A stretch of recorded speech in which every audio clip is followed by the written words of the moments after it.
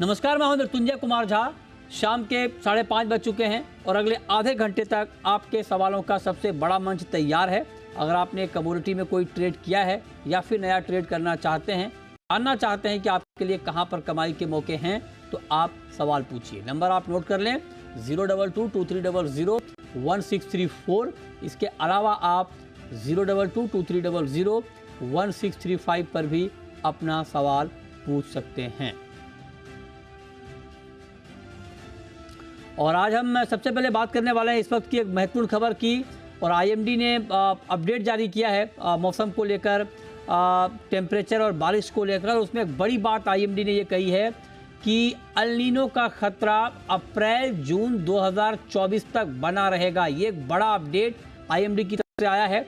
और आईएमडी ने कहा है कि ये जो आईओडी है, इंडियन ओशन डायपोल, ये अब वीक हो रहा है, कमज़ोर हो रहा है। लिहाजा जो एल नीनो है उसका खतरा बढ़ गया है। और अप्रैल जून जो कि पीक टाइम होता है, अगर आप देखें तो जून का जो महीना होता है वो पहला महीना होता है मानसूनी सीजन का, तो तब तक ये कहा जा रहा है कि जो एल नीनो है उसकी स्थिति बनी रहेगी। हमारे साथ डीएस पई हैं, आईएमडी के साइंटिस्ट। पई साहब, बहुत बहुत स्वागत है आपका। पहला सवाल मेरा आपसे ये होगा कि ये कहा गया कि अप्रैल जून तक एल नीनो का कंडीशन बना रहेगा, क्या इसका मतलब ये हुआ कि बारिश को लेकर चिंता रहेगी? भाई साहब नमस्ते। मुझे नहीं लगता, क्योंकि जनरली जो ईयर एल नीनो के बाद जो मानसून मंथ में रेनफॉल जनरली नॉर्मल या अबव नॉर्मल होता है। So only we have to worry, यदि ये एल नीनो कंटिन्यू होता है मानसून के टाइम में तभी कुछ प्रॉब्लम हो सकता है। लेकिन as per the present forecast El Nino दिसंबर, जनवरी, फरवरी ये पीरियड में पीक होगा। उसके बाद वीक होके बाय अप्रैल, मई, जून तक ये नॉर्मल होगा और El Nino neutral conditions establish होगा पैसिफिक में। अच्छा, ओके, ठीक है। अब जरा आप ये बताएं सर कि अभी कई जगहों पर अनसीजनल रेन हुआ है, बारिश हुई है, नवंबर के महीने में हमने देखा है। दिसंबर को लेकर क्या आपका फोरकास्ट क्या है? दिसंबर महीने में भी वो जो नॉर्थ वेस्ट इंडिया है, particularly northern most part, JNK, Punjab, ये और जो राजस्थान, नाइबरिंग यूपी, पंजाब, ये पूरा एरिया में अबव नॉर्मल रेनफॉल होने की संभावना दिसंबर में। इससे सर डैमेज होगा, इसको क्या माना जाए, अनसीजनल रेन माना जाए या इस दौरान बारिश होती है? देखिए, जनरली ये इस समय पर दिसंबर में एक्सेप्ट एक्सट्रीम नॉर्थ में बाकी सभी जगह में बहुत कम बारिश मिलती है। सो इवन फोरकास्ट में भी आप देखा होगा, ये बताया है कि जो north west India, particularly relatively southern part of north west, like Rajasthan है, पंजाब, यूर मध्य प्रदेश, ये जनरली नॉर्मली कम बारिश मिलती है। इसलिए अबव नॉर्मल हमको लगता है। इवन थोड़ा बारिश मिला अबव नॉर्मल जैसे लगेगा। सो मुझे नहीं लगता, ओकेजनली देयर में भी 1 या 2 स्पेल होगा जब वेस्टर्न डिस्टर्बेंस एक्टिविटी होगा। कंटिन्यूस ऐसे बहुत एक्सट्रीम होके मुझे नहीं लगता कि इतना प्रॉब्लम होगा। अच्छा, ठीक है। एक बात सर और, क्योंकि 2023 के लिए कहा गया कि ये अब तक का सबसे गर्म साल रहा है ना? तो अब आगे के लिए क्या आउटलुक है? क्या ये टेम्परेचर अभी और बढ़ता ही रहेगा? नहीं, जैसे आपने देखा होगा, हमने इस बार फोरकास्ट जो दिसंबर से फरवरी तक जो दिया है, और दिसंबर में भी जो फोरकास्ट है, बोथ मैक्सिमम और मिनिमम टेम्परेचर अबव नॉर्मल होने की संभावना सामान्य से थोड़ा ज्यादा होगा। इवन ग्लोबली भी आपने देखा होगा, WMO ने रिसेंटली रिपोर्ट दिया था, globally also because of ocean temperature ज्यादा है, सी सरफेस टेम्परेचर ज्यादा है एल नीनो के कारण। इसलिए इस साल 2023 can be one of the warmest year. पहले जो वार्मेस्ट ईयर था 2016 से, तो इससे भी वार्म हो सकता है इस ईयर, ऐसे हो। अच्छा, तो आप कह रहे हैं कि 2023 अब तक का सबसे गर्म ईयर, सबसे गर्म साल अब हो सकता है, होने की संभावना है। राइट। एक बात सर मैं आपसे और पूछना चाहता हूं कि जो अभी आप लोगों ने जारी किया नवंबर की बारिश का और दिसंबर की बारिश का जो भी आपने बताया, ओवरऑल क्या माना जाए सर कि ये जो मानसून को लेकर, या जो बात आप कह रहे हैं कि 2023 जो है वो सबसे गर्म साल हो सकता है, तो इसका मानसूनी बारिश पर भी कोई इम्पैक्ट? नहीं, ये जनरली है ना, हम लोग जानते हैं कि अभी क्लाइमेट चेंज के कारण पूरा जो टेम्परेचर बढ़ा रहा है, और एलिनो जो करंटली जो हो रही है पैसिफिक में, इवॉल्व हो रही है, इसके कारण से भी जनरली हमने देखा है कि जब भी एलिनो आता है विंटर टेम्परेचर थोड़ा सामान्य से बढ़ जाता है। तो ये बिकॉज ऑफ दैट, एंड इसके बाद सिंस एलिनो विल बिकम वीक, उसके बाद प्री मानसून पीरियड भी, स्प्रिंग सीजन भी थोड़ा अबव नॉर्मल टेम्परेचर रहेगा, लेकिन इसका इनिशियल स्टेज में थोड़ा मानसून में इम्पैक्ट होगा। जनरली उसका ऑनसेट के ऊपर होता है, ज्यादा वार्म होता है लैंड, तो ऑनसेट नॉर्मल या स्लाइटली बिफोर नॉर्मल होता है, लेकिन ये बहुत अर्ली है to talk about anything onset, तो उसके जनरली मई के अराउंड ओनली हम लोग बोल सकते हैं। ओके, ठीक बात है। अच्छा, एक सवाल सर आपसे मेरा पॉल्यूशन को लेकर होगा। पॉल्यूशन को लेकर अभी ताज़ा हालात क्या हैं? खास करके मुंबई दिल्ली की चर्चा बहुत ज़्यादा होती है, तो यहाँ पर क्या पॉल्यूशन का लेवल कम हुआ है, आगे और कम होने वाला है, क्या कंडीशन है अभी? देखिए, नेक्स्ट जनरली पोल्यूशन का नेक्स्ट 4-5 दिन का फोरकास्ट ही देते हैं, दे सकेंगे। तो अभी as of now, since there is no possibility of rainfall, बारिश होने की पॉसिबिलिटी नहीं है, तो इसलिए वो जो 300 वेरी पुअर क्वालिटी ऐसे रहेगा नेक्स्ट 4-5 दिन। ओके, बहुत शुक्रिया पई साहब आपका हमारे साथ जुड़ने के लिए, पूरा डिटेल हमें बताने के लिए। आगे बढ़ते हैं और अब हम बात करते हैं सोयाबीन की। सोयाबीन की बात इसलिए क्योंकि पिछले कुछ दिनों में सोयाबीन के दाम गिरे हैं, जो अंतर्राष्ट्रीय मार्केट से खबरें आई, उसका इम्पैक्ट हमने सोयाबीन के प्राइस पर देखा। लेकिन क्या अब यहाँ से सोयाबीन के दाम एक बार फिर से बढ़ेंगे या सोयाबीन में ये कमज़ोरी, ये गिरावट और बढ़ सकती है? इसी पर हम बात करेंगे। हमारे साथ हेमंत जैन साहब हैं, लखनलाल एंड कांतिलाल के डायरेक्टर हैं, इंदौर से जुड़ रहे हैं, और साथ ही हमारे साथ राजेश कुमार जैन साहब हैं, सोयाबीन के ट्रेडर हैं और करली धाम से भी जुड़े हुए हैं, एफपीओ से डायरेक्टर हैं उसके। तो आप दोनों का बहुत बहुत स्वागत है। हेमंत जी, पहला सवाल सर आपसे मेरा होगा, हाल के दिनों में जो जानकारी मिल रही है कि सोयाबीन के दाम घटे हैं, इसके पीछे की वजह आप क्या देख? नमस्कार भाई साहब, प्रणाम भाई साहब। इसमें बेसिकली सोयाबीन के अंदर जो है लास्ट मंथ के अंदर जो प्राइस इंक्रीज हुई थी, उसके पीछे मेन रीजन रहा था कि मंडियों में मालूम है लंबी छुट्टियां थी, जैसे दिवाली के 8 दिन 10 दिन की, प्लस ब्राजील का जो वेदर था उस बेसिस पे चिकागो ने जो हाई लेवल पे जाना चालू हुआ था उस बेसिस पे, प्लस हमारे यहाँ पे इंडिया से तकरीबन माल में 1 लाख टन का एक्सपोर्ट्स भी पोर्ट एरिया से था। तो तीनों चीज के बेसिस पे ये मार्केट को थोड़ा सा अप होना चालू हुआ था।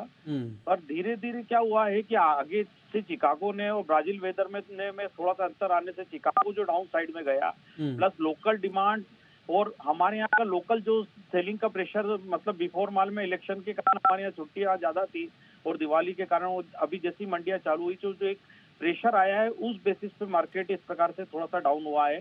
प्लस डिमांड भी थोड़ी सी एक्सपोर्ट की भी कमजोर रही है, प्लस डोमेस्टिक की भी थोड़ी सी इसके अंदर से कमजोर रही है भाई साहब। ब्राजील में जो बारिश हुई है, ब्राजील में जो बारिश की खबर से प्रोडक्शन बढ़ने वाली बात हो रही है, ठीक है ये बात?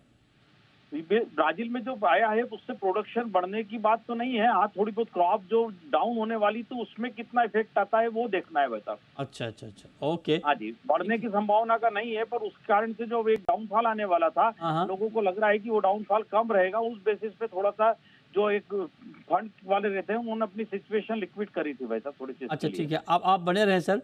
अब हमारे साथ राजेश जी भी हैं, जुड़ रहे हैं हमारे साथ, एमपी से ही हम, आपके बगल के हैं राजेश जी, गुना अशोकनगर। तो राजेश जी आप बताएं सर, अभी मंडियों में क्या सिचुएशन है, सोयाबीन के प्राइस का, डिमांड सप्लाई का क्या सिचुएशन है? नमस्कार मितुंजय जी। सर, सप्लाई तो बहुत जोर से अभी चालू है। 8 से 10 हजार बोरी की अराइवल मंडी में चल रही है लगातार। दिवाली के बाद कंटिन्यू अराइवल अच्छी आ रही है, कम नहीं हुई है अराइवल। हाँ। और जो ब्राजील का जो 158 मिलियन टन का जो डाटा था एक्सपेक्टेड, वो बढ़ के चला गया 163 मिलियन टन। अच्छा, उसी के कारण ये डाउनफॉल आया है। अच्छा, तो क्या होगा अभी और गिरेगा? सर, एंडिंग स्टॉक में हमको 100 लाख टन का एक्सपेक्टेड था। ग्लोबल मार्केट में 100 लाख टन माल हमको एंडिंग स्टॉक होना चाहिए था, वो बढ़ के आ गया 111 लाख टन। अच्छा। अगर ये बाढ़ आती है, पानी ज्यादा गिरता है भाई साहब ब्राजील में, और बारिश ज्यादा होती है, फसल को नुकसान होता है, तो वापस अगर ये वापस 100 लाख टन पे आ गया एंड स्टॉक, हाँ, तो ये वापस वही की वही कहानी फिर चल पड़ेगी जो 6000 की तरफ सोयाबीन जा रहा था। बढ़ जाएंगे, बिल्कुल दाम बढ़ जाएंगे ये। अच्छा लेकिन जी। अभी बहुत अनसर्टेन है, बार बार वहाँ की सिचुएशन बार बार बदल रही है। आप एग्री करते हैं हेमंत जी? आपको भी लगता है कि सिचुएशन जो बात राजेश जी बता रहे हैं उससे दाम बढ़ सकते हैं? सिचुएशन के हिसाब से तो मालूम है, थोड़ी सिचुएशन के हिसाब से हमको भी लग रहा है कि मार्केट इंडिया में होना चाहिए। प्लस हम इंडिया बेसिस पे हमको जो है स्टडी इंडिया बेसिस पे करना पड़ेगी। इंडिया में भी देखा जाए तो क्रॉप की सिचुएशन के हिसाब से हम लोग जो सोच रहे हैं उस प्रकार से क्रॉप नहीं है। अच्छा। और अगर हम हमारा लोकल कंजम्पशन और माल में एक्सपोर्ट को देखते हैं, अगर हमारा 1 मिलियन टन से ज्यादा का अगर एक्सपोर्ट हो जाता है तो डेफिनेटली हम लोग यहाँ पे माल में शॉर्टफॉल में आ जाएंगे सीड के। अच्छा, तब तो फिर दाम बढ़ जाएंगे। Definitely sir. ओके, ठीक है। तो ये राय आप लोगों की सोयाबीन पर निकल कर आ रही है। बहुत शुक्रिया हेमंत जी आपका और राजेश जी आपका हमारे साथ जुड़ने के लिए और सोयाबीन पर बात करने के लिए। चलिए आगे बढ़ते हैं और अब बात करते हैं कि आज के मार्केट में आपके लिए कहाँ पर मौके सकते हैं। अजय जी, गोल्ड का मार्केट इस हफ्ते रिकॉर्ड हाई को छूने के बाद थोड़ा सा आराम करने के मूड में है। हालांकि मार्केट 62,600 के ऊपर फरवरी का वायदा टिका हुआ है। क्या करें सर गोल्ड में आज? अजय जी नमस्कार पृथ्वी जी। देखिए ये हफ्ता काफी इंपॉर्टेंट रहा है। हमने गोल्ड को लाइफ टाइम हाई लगते हुए देखा, डॉलर इंडेक्स में भी काफी बड़ी गिरावट थी। बट आज शाम को जो फेड के मिनट्स में हम फेड चेयरमैन की जो स्पीच आनी है ये काफी क्रुशियल होनी है, और डॉलर इंडेक्स ने जिस ढंग से जंप दिखा है तो गोल्ड में मुझे लगता है एक छोटा करेक्शन आता हुआ दिखाई दे रहा है। ऑलरेडी हम देख रहे हैं कि प्राइजेस 63 का एक सेंटिमेंट या हम बोल सकते हैं साइकोलॉजिकल लेवल हिट कर चुका है। तो आई थिंक नीचे में 62,200 62,300 के जोन में सोना एक बार आता हुआ दिखाई देता है। तो करंट लेवल से बाइंग नहीं करना चाहिए, थोड़ा बचना चाहिए। 62,700 के करीब बेच के चलिए, 62,900 का स्टॉप लॉस रखिए, 62,200 तक के लेवल हम एक बार गोल्ड में आते हुए देख पाएंगे। ठीक है, ओके। तो ये नज़र रखिए आप। चलिए आगे बढ़ते हैं और आप शुरू करते हैं सवाल जवाब। पहला सवाल है पवन का, पूछिए पवन जी। जी सर, मेरा सवाल एक अजय केडिया जी से है। ग्वार पर ऐसा इन्होंने पहले स्टेटमेंट दिया था कि 7200 रुपये जल्दी हो जाएगा दिसंबर जनवरी तक ग्वार, तो इसका क्या हुआ? उस स्टेटमेंट पर अभी भी कायम है या बदल दिया? क्या करना क्या है हमें इसमें? बताइए केडिया जी, आप अपने पुराने बयान पर कायम हैं या बयान मतलब आपका एग्जिट पोल था, नतीजे कुछ और हैं? बिल्कुल। हाँ, बिल्कुल, अभी सीजन तो इलेक्शन का ही चल रहा है, लेकिन फ्रैंकली अगर हम देखें, जैसे अक्टूबर में मैंने कहा भी था कि 5300-5400 के नीचे प्राइजेस सस्टेन नहीं करेगा, जिसके बाद हमने प्राइजेस को 6100 तक का हाई भी लगते हुए देखा। नो डाउट उम्मीद अभी भी है, बिकॉज फंडामेंटल में कोई मेजर चेंजेस नहीं है। अभी भी आप कोरमा की डिमांड देखें तो जनवरी तक काफी स्ट्रांग बताई जा रही है। बट जिस ढंग से अक्टूबर नवंबर में हमने देखा कि इलेक्शन के चलते भी हम देख रहे हैं कि मंडियों में जो पैसे की जो किल्लत रहती है या कैश क्रंचेस रहता है, उसकी वजह से मार्केट में कुछ बड़ा मूवमेंट नहीं हुआ। आज भी हम देख रहे हैं कि 5600 से लेकर 5800 के बीच में ही है। तो आई थिंक फंडामेंटल में कोई मेजर चेंजेस नहीं है। मुझे लगता है अभी भी अगला हफ्ता भर जो रहेगा वो 5350 5400 का एक बेस बनता हुआ दिखाई देगा, जब तक 5850 के ऊपर नहीं जाता है मार्केट दायरे में। बट कुल मिला के जो फंडामेंटल्स को हम देखते हैं बरसात को लेकर, डिमांड को लेकर, वो धीरे धीरे आगे जाके इंप्रूव जरूर होगी। बट हाँ, जो हमने उम्मीद कर रखा था कि प्राइसेस 6100 का लेवल तोड़ के 6600 भी दिखा देगा, वो अभी दिखाई नहीं दे रहा टाइमिंग, क्योंकि मार्केट में कैश क्रंचेस की वजह से बिल्कुल मार्केट सीमित दायरे में ट्रेड कर रहा है। तो अभी रेंज जो दिखाई दे रहा है वो 5400 से 5850 का है। इसी दायरे में टाइमिंग मार्केट ट्रेड करता हुआ दिखाई देगा। ये बात बिल्कुल ठीक है और आप ये बात बिल्कुल ठीक कह रहे हैं कि ग्वार के फंडामेंटल निश्चित तौर पर मजबूत है और कई सालों का सबसे लो क्रॉप यहाँ पर बताया जा रहा है। और उसके बावजूद कई लोगों ने तो सट्टेबाजी का आरोप लगाया है। हालांकि इसको लेकर इंटरनली जांच चल रही है अलग अलग तरीके की। उसको लेकर जो भी इनपुट आएगा हम आप तक पहुंचाएंगे, लेकिन निश्चित तौर पर जो फंडामेंटल है उसको मार्केट अभी ठीक से रिफ्लेक्ट नहीं कर पा रहा है। और इसीलिए आप देखिए कि मजबूत फंडामेंटल के बावजूद ये ग्वार का काउंटर चल नहीं पा रहा है। चलिए आगे बढ़ते हैं और हमारे साथ अमित जुड़ रहे हैं इस वक्त। पूछिए अमित जी। नमस्ते, मेरा सवाल सिल्वर माइक्रो पे है। मैंने 3 लॉट सिल्वर माइक्रो के 76,800 से शॉर्ट करके रखे। अभी क्या स्ट्रेटेजी फॉलो करना चाहिए? बताइए मनोज जी, क्या करना चाहिए? जैन साहब आप म्यूट हैं, अनम्यूट हो जाएं सर। नमस्कार नमस्कार मृत्युंजय जी। जहां तक चांदी की बात है, ओवरऑल ट्रेंड जो है वो पॉजिटिव है लॉन्ग टर्म का, लेकिन जो 78,000 का एक साइकोलॉजिकल लेवल था वो आज लगभग टेस्ट हुआ है और एक हल्की मुनाफा वसूली यहाँ देखने को मिल रही है। देर रात यहाँ पे 9:30 PM इंडियन समय के अनुसार जो है फेड चेयरमैन की स्पीच भी होना है, तो उस समय थोड़ी वॉलेटिलिटी यहाँ देखने को मिल सकती है। हमारा मानना है कि जो सिल्वर माइक्रो भी 77,400 के आसपास चल रहा है, अगर ये 76,500 के आसपास मिले तो शॉर्ट की पोजीशन से एक बार एग्जिट करने की सलाह रहेगी। एक छोटी यहाँ पे करेक्टिव डीप जो है फेड चेयरमैन की स्पीच के समय देखने को मिल सकती है, तो वो समय में इनको शॉर्ट की पोजीशन से एग्जिट करने की सलाह रहेगी। ठीक है, अगला सवाल है प्रशांत का। पूछिए प्रशांत जी। सर, कल आपने मॉर्निंग में बोला गोल्ड बाय करिए और शाम को आपने बोला सेल करिए, ऐसा कैसे चलेगा साहब? एक ही दिन में 2 बार? नहीं, किसने बोला? मतलब आप क्या कह रहे हैं? आप ही जी बिजनेस में सुबह देखा 11:30 बजे। नहीं, एक्सपर्ट का नाम बताइए, किसने कॉल दी? एक्सपर्ट का नाम तो जब याद नहीं इतना समय मेरे को। अच्छा, नहीं ठीक है, लेकिन आपका चला रेफरेंस है जी, कल आपने मॉर्निंग में बोला गोल्ड बाय करिए। ठीक है। नहीं, कई बार ये होता है कि मार्केट, देखिए मार्केट जब एक डायरेक्शन में चलता है तो कई बार प्रॉफिट बुकिंग आती है, आपको स्टॉप लॉस भी बताया गया होगा, और दिन में 2 बार चेंज होता है सर स्ट्रेटेजी। ऐसा नहीं कि मार्केट में सुबह जो आपको कॉल दे दी गई है वही कॉल शाम तक चलेगी। उसको ज़रा ठीक से आप सुनिए, ठीक से फॉलो करिए, क्योंकि उसमें स्टॉप लॉस दिया होता है, एक टारगेट बताया गया होता है, और वहाँ पर आपको निकलने की भी सलाह होती है ना। अब जरा आप बताइए अजय जी कि गोल्ड में अब यहाँ से शाम के कारोबार में क्या करना चाहिए?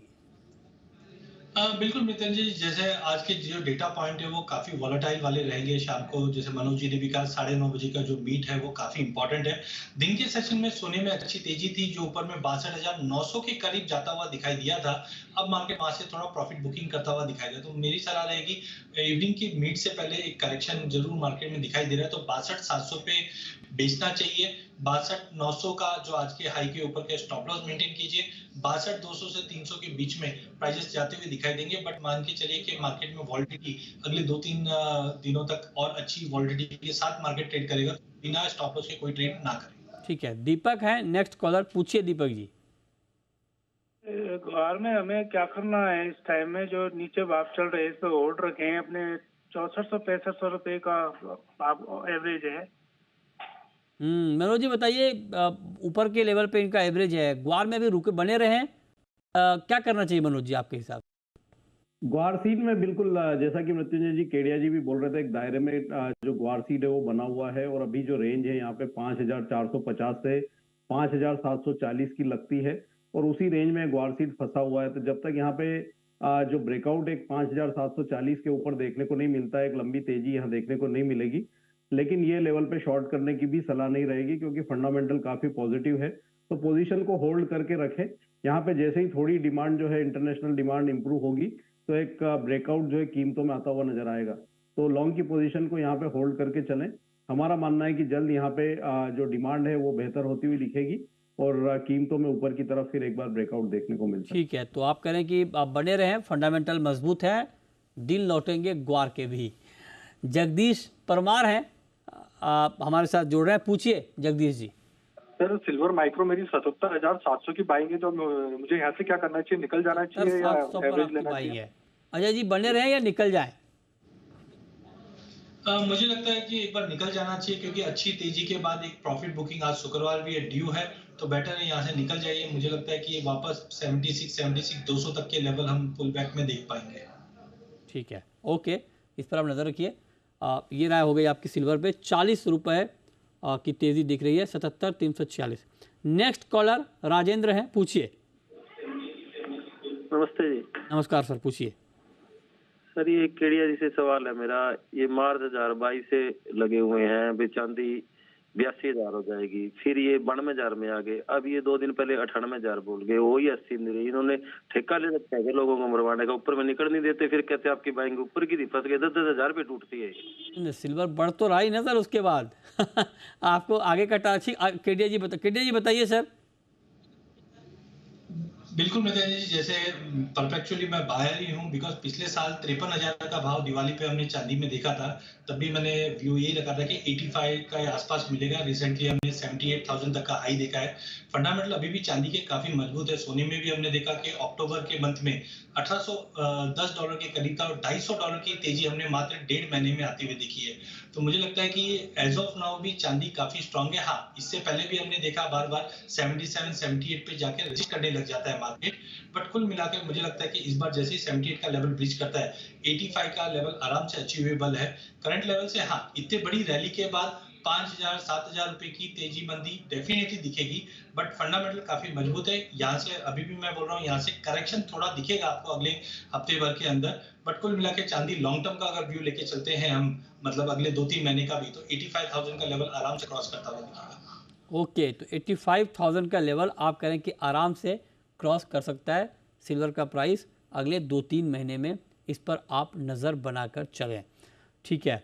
मनोज जी, क्रूड पर क्या व्यू है सर आपका? क्योंकि कच्चा तेल आप देखिए कि मार्केट की नज़र ओपेक प्लस की मीटिंग पर टिकी हुई थी, लेकिन ओपेक प्लस ने मार्केट के अनुमान से अब अलग फैसला दिया। मार्केट ये मान के चल रहा था कि कुछ ज़्यादा कटौती होगी ओपेक प्लस की। एक आई वॉश है ओपेक प्लस की मीटिंग में। आप देखिए, ये कह तो दिया गया कि भाई 22 लाख बैरल घटाएंगे, लेकिन वो कैसे घटाएंगे उसमें कह दिया कि भाई ये वॉलंटरी कट होगा, मतलब ये डिपेंड करेगा मेंबर पे कि वो आप घटाएं या ना घटाएं। तो पहली बात तो यही कमज़ोर हो गई। दूसरी बात की जो 22 लाख बैरल की बात की गई, उसमें 13 लाख बैरल की कटौती ऑलरेडी सऊदी अरब और रूस की तरफ से हो रही है। तो जो एक्स्ट्रा कटौती है, जो एडिशनल कट है, वो सिर्फ 9 लाख बैरल के आसपास का है। उस 9 लाख बैरल में भी रूस ने कहा कि जो हमारा 2 लाख का एक्स्ट्रा होगा उसमें क्रूड के प्रोडक्ट भी शामिल होंगे। तो अलग अलग गणित है, और वॉलंटरी कट से कॉन्फिडेंस इसलिए लूज होता है कि पता नहीं मेंबर कौन से मानेंगे कौन से नहीं मानेंगे, और इसलिए आप देखिए क्रूड का मार्केट नीचे आ गया। क्या करें अब क्रूड में? बिल्कुल मृत्युंजय जी, आपने पूरा विस्तार से जो बात रखी है वो बिल्कुल सही है। और यहाँ पे इस बार जो कंप्लायंस है वो 100% जो होते हुए नजर नहीं आ रहे हैं, क्योंकि जो ओपेक प्लस के जो बाकी जो दूसरे देश है वो ऑलरेडी जो इकोनॉमिक जो क्राइसिस है उसको फेस कर रहे हैं। तो उसके चलते लग रहा है कि एक बड़ा कट जो है यहाँ पे देखने को नहीं मिलेगा, और उसी के चलते हमने एक नीजर जो रिएक्शन है वो कल कीमतों में आते हुए देखा था। लेकिन एक यहाँ पे प्राइस बैंड जो है वो बना हुआ है WTI का, अगर हम बात करें तो $72 से $80 का एक रेंज बना हुआ, और उसी दायरे में ये कच्चे तेल की कीमतें मूव कर रही है। हमने देखा है कि जो ओपेक प्लस के निर्णय से डिसअपॉइंटमेंट हुआ है मार्केट को, लेकिन कल यूरो जोन के जो इन्फ्लेशन के नंबर्स आए हैं वो काफी घट कर आए हैं। तो आने वाले समय में यूरोप में जो डिमांड है वो थोड़ी बढ़ सकती है, तो उसका सपोर्ट कीमतों में रहेगा। और आज यहाँ पे जो फेड के चेयरमैन की स्पीच है वो भी महत्वपूर्ण रहेगी। अगर फेड की तरफ से ब्याज दरों में आगे कोई बढ़ोतरी नहीं होती है और अर्ली 2024 में अगर यहाँ पे कोई डायरेक्शन मिलता है ब्याज दरों में कटौती का, तो कच्चे तेल की कीमतों में फिर एक बार मजबूती आते हुए नजर आएगी। तो हमारा मानना है कि यहाँ पे अगर 6,250, 6,260 के रेंज में आए तो कच्चे तेल में एक बार फिर जो है बाई की पोजीशन बनाई जा सकती है 6,140 के स्टॉप लॉस से। ऊपर में 6,550, 6,600 ये लक्ष्य लेकर के चलना चाहिए। एक दायरा जो है वो 6,200 से 6,600 का रहेगा। चलिए, बहुत शुक्रिया मनोज जी आपका, अजय जी आपका जुड़ने के लिए, बताने के लिए कहां पर कमाई के मौके बन सकते हैं। तो फिलहाल इस शो में इतना ही।